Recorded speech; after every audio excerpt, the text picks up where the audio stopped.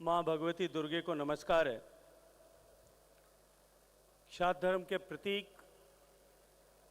पूज्य केसरिया ध्वज को सम नमस्कार है। मेरे जीवन के संबल और प्रेरक और मेरे जैसे लाखों लोगों के जीवन का निर्माण करने वाले श्री तन सिंह जी को बारंबार प्रणाम है। तन सिंह जी के जन्म शताब्दी वर्ष के समापन के कार्यक्रम में हम सब के बीच में अपना आशीर्वाद देने के लिए पधारे हुए श्री क्षत्रिय संघ के माननीय संरक्षक श्रद्धेय भगवान सिंह जी के श्री चरणों में प्रणाम करता हूं। मंच पर उपस्थित श्री क्षत्रिय संघ के माननीय संघ प्रमुख श्री लक्ष्मण सिंह जी, राज्यसभा के सांसद श्री शक्ति सिंह जी और आज इस महनीय कार्यक्रम में देश भर से आए हुए सभी सम्माननीय अतिथिगण, स्वयंसेवक बंधुओं बहनों, आप सबको भी मैं प्रणाम करता हूं, आप सबका अभिनंदन करता हूं, आप सबका अभिवादन करता हूं। मित्रों, हम एक ऐसे महामना की जन्म शताब्दी वर्ष के कार्यक्रमों के समापन के अवसर पर सम्मिलित हुए हैं, जिनके जीवन के बारे में अनेक प्रेरक बातें पहले उनके जीवन पर आधारित वृत्तचित्र के माध्यम से और उसके बाद में अनेक वक्ताओं ने अपने वक्तव्य में जो चर्चा की है उसके माध्यम से हम सब के संज्ञान में आया होगा। एक ऐसा व्यक्ति जिसने अभावों के से ग्रसित एक परिवार में जन्म लिया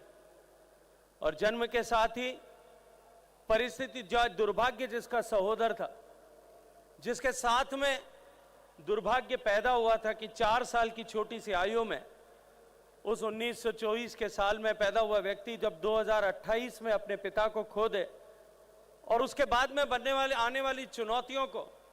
दुर्गादास की भांति उन सारी चुनौतियों को अपने लिए एक सौभाग्य मान करके जो आगे बढ़े, ऐसे जीवन, एक ऐसे आदर्श जीवन के प्रणेता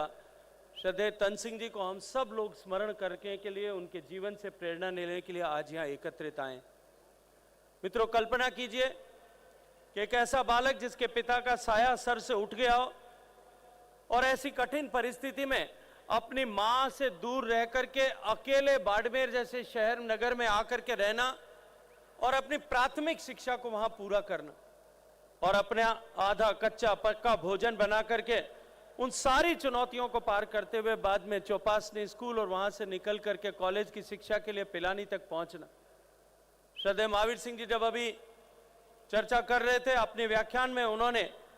किन कष्टों के साथ में उन्होंने अपने अध्ययन को वहां पूरा किया, लेकिन केवल अपनी ही चिंता नहीं, अपने समाज के अन्य लोगों की चिंता, जो पंक्ति में मेरे से पीछे खड़ा है उसकी चिंता करना और उसकी चिंता के लिए परिश्रम की पराकाष्ठा, पुरुषार्थ की पराकाष्ठा करना। मैंने पढ़ा है, बातों अनेक बार सुना भी है कि वो परिश्रम करते हुए उनका शारीरिक स्वास्थ्य जो है वो गंभीर संकट में पहुंच गया, लेकिन उसके बाद में भी जो मेरा है उसके लिए करना मेरा दायित्व है, मेरा कर्तव्य है, मेरी जिम्मेदारी है। इस बोध के साथ में जो व्यक्ति आगे बढ़ा, आज उसका परिणाम है कि 100 साल बाद में भी हम सब लोग आज एकत्रित होकर के उनको श्रद्धांजलि अर्पित कर रहे हैं। मित्रों, अपने जीवन में जब क्षत्रिय संघ की स्थापना की और स्थापना के बाद में नागपुर के अपने प्रवास के समय जो लॉ की पढ़ाई के निमित्त वहां हुआ, उस समय राष्ट्रीय स्वयंसेवक संघ के संपर्क में आकर के इस संस्कार में इस शिक्षा प्रणाली के माध्यम से किस तरह से समाज को परिवर्तित किया जा सकता है,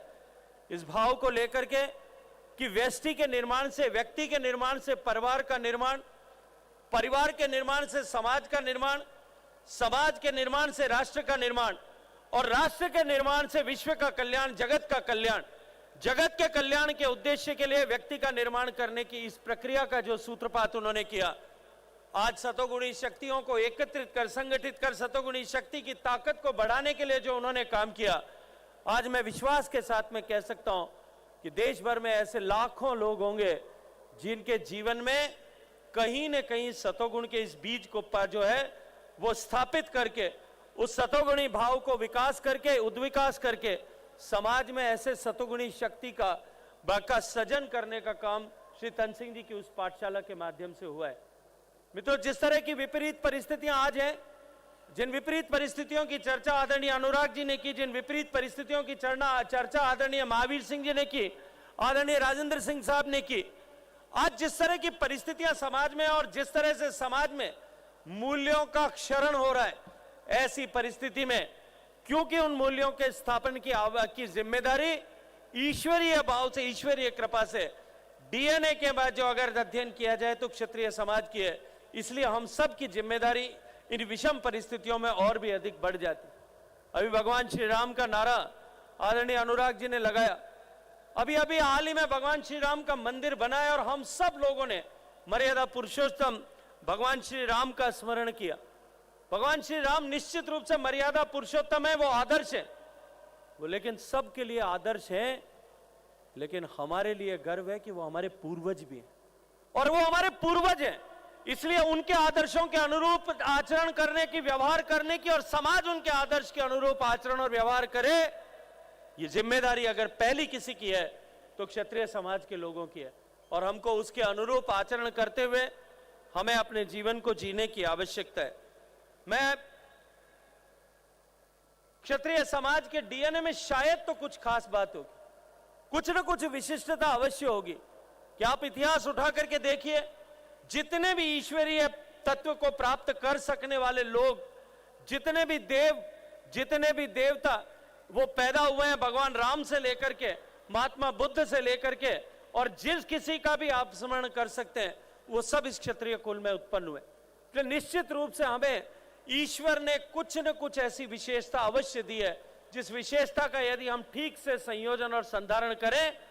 तो हम भी देवत्व को प्राप्त हो सकते हैं। क्योंकि हमारे पुराणों में लिखा है कि मोक्ष का प्राप्त करने का अधिकार जो है वो केवल और केवल प्राथमिक अधिकार अगर किसी का है तो वो क्षत्रिय का है। और ऐसे समय में जब आज हमारा देश परिवर्तित हो रहा है, देश बदल रहा है, तब जब कभी भी इस देश में, क्योंकि जब कभी भी परिवर्तन हुआ, सकारात्मक परिवर्तन जब कभी भी हुआ होगा, तब क्षत्रिय शक्ति ने उस परिवर्तन के सृजन में, उस परिवर्तन को साकार करने में अपना एक अमिट योगदान किया था। आज भी देश परिवर्तन के कगार पर है और निश्चित रूप से हमें इस बात के लिए विचार करने की आवश्यकता है, मनन करने की आवश्यकता है, चिंतन करने की आवश्यकता है कि इस बदलते हुए परिदृश्य में जब देश बदलने की दिशा में आगे बढ़ रहा है, तब हमारा क्या योगदान होगा, हमारी क्या भूमिका होगी। क्योंकि अब तक जब कभी भी हमने जहां कहीं भी पढ़ा,